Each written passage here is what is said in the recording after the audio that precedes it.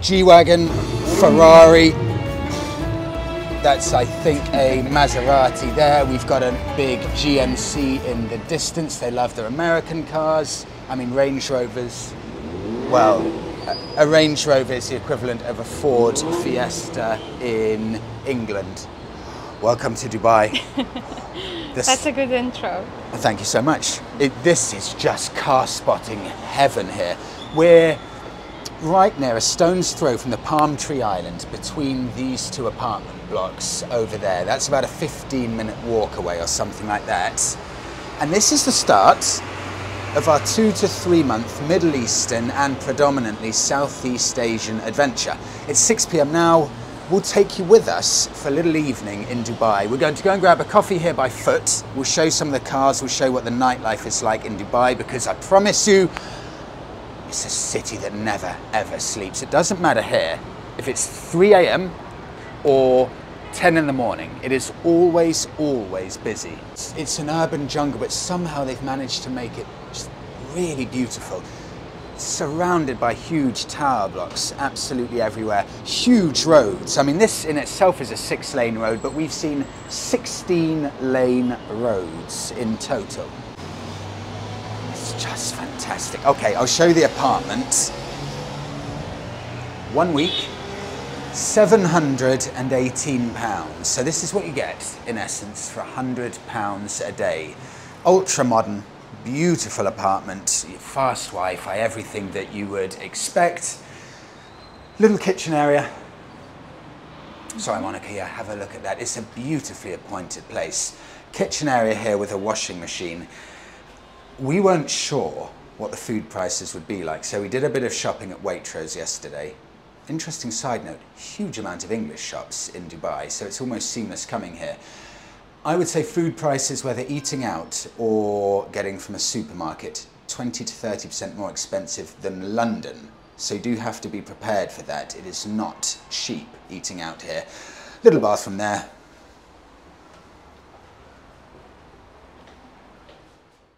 Right, let's head off. We'll go for a little walk, grab a coffee, and it looks like just a completely different city in the night. I would say, I mean, I think it's stunning in the daytime, but at night, I think it's even more stunningly spectacular. So let's take you with us. I'll do a little bit of car spotting.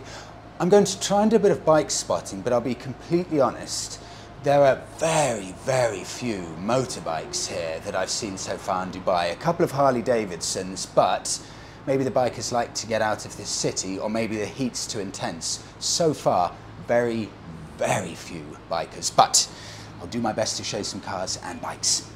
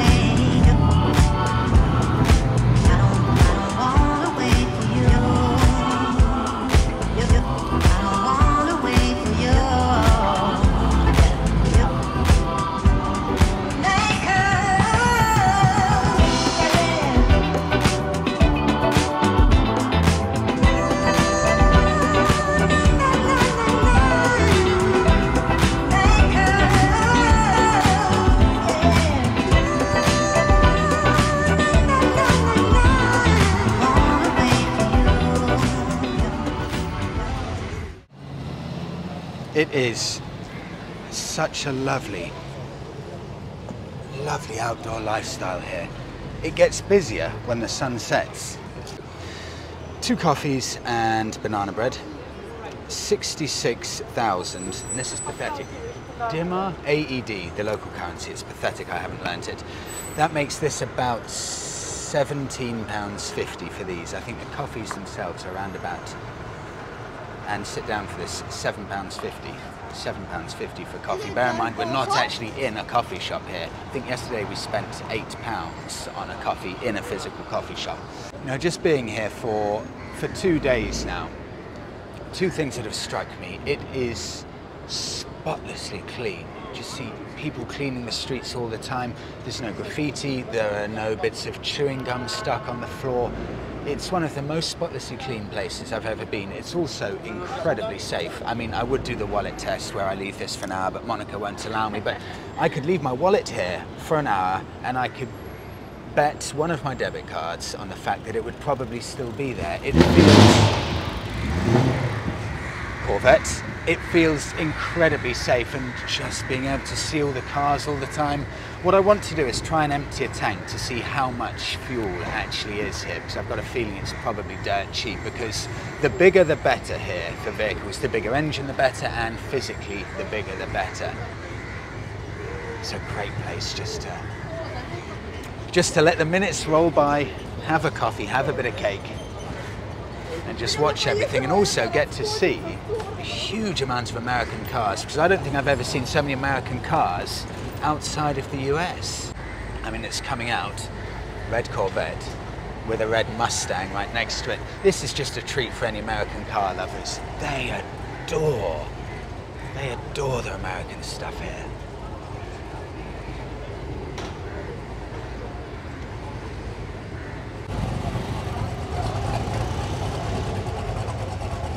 Oh, I don't know if the camera picks it up, but the sound of that American V8 is stunning.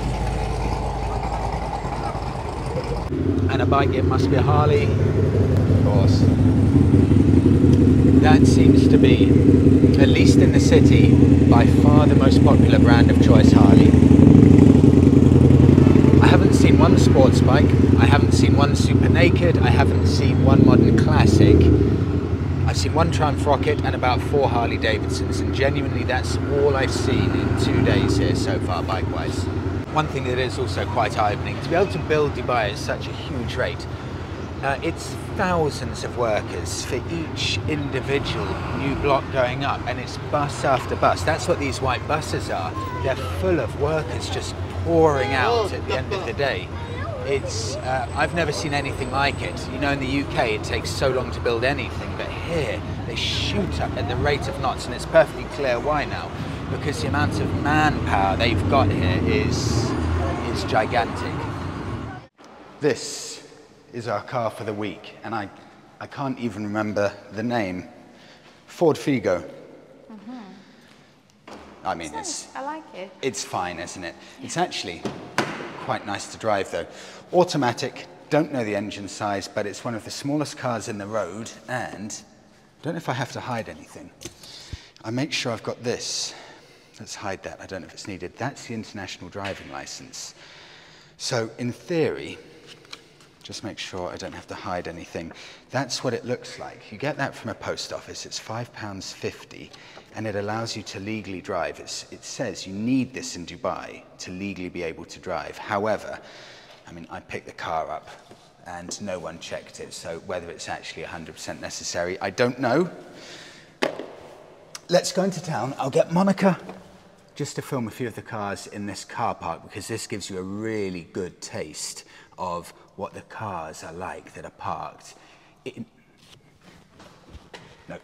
What the cars are like parked underneath all of these incredible looking skyscrapers. Apologies if the image quality is slightly distorted. It's a bit dark down here. But if you wonder where do all the cars hide in Dubai, because it's very much a car city, they all hide under multi-story underground parking. This is, to the best of my knowledge, 4 minus or 4 negative stories of parking underground, and it takes about 2 minutes to actually get out of here.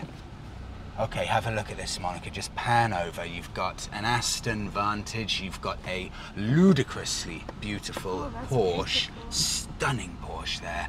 Wranglers, I mean, that's a common vehicle of choice here. See one Wrangler there, and of course another Wrangler right next to it. Huge amount of Mercedes everywhere. That's a Ford Bronco there, just past, which looks seriously impressive.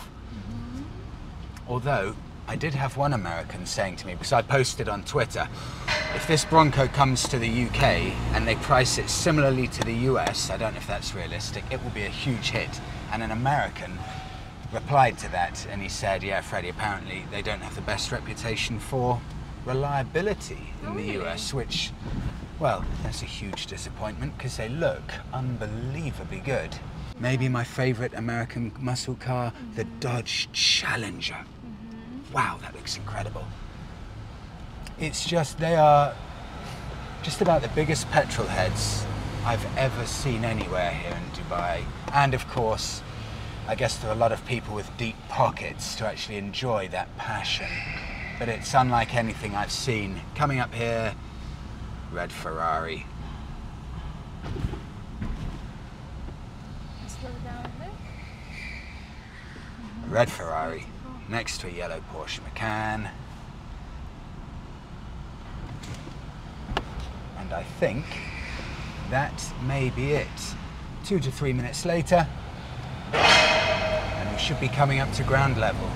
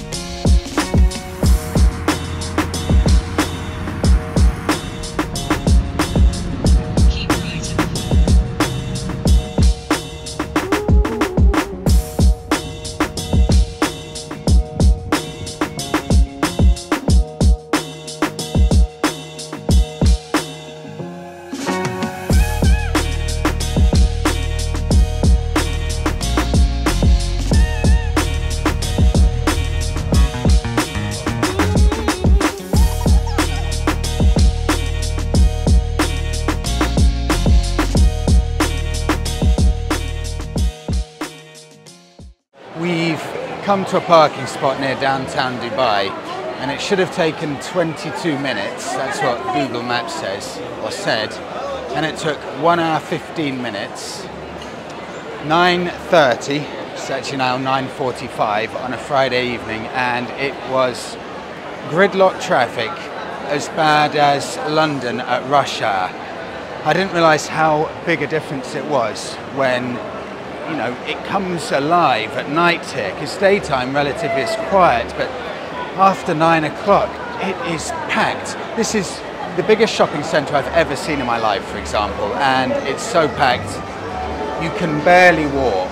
It's incredible.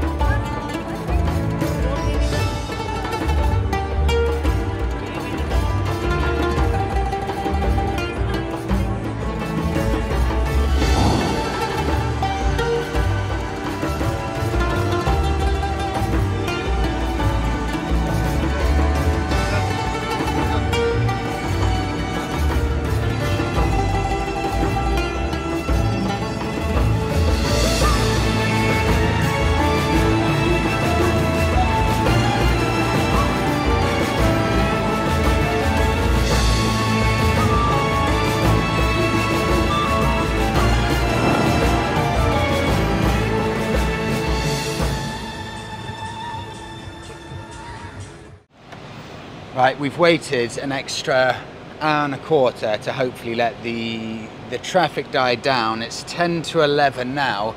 It's still fairly bad, but it's so well organized here in Dubai, as much of the stuff is. There are parking attendants guiding people out. So hopefully we can be out of the car park in about 15 minutes or so. We'll wrap it up there. Thank you so much, everyone, for coming along. We've still got 5 days here, so there'll be at least, I think, a couple more videos to come from Dubai. Thanks so much, everyone, for coming along, and we'll see you all in the next one.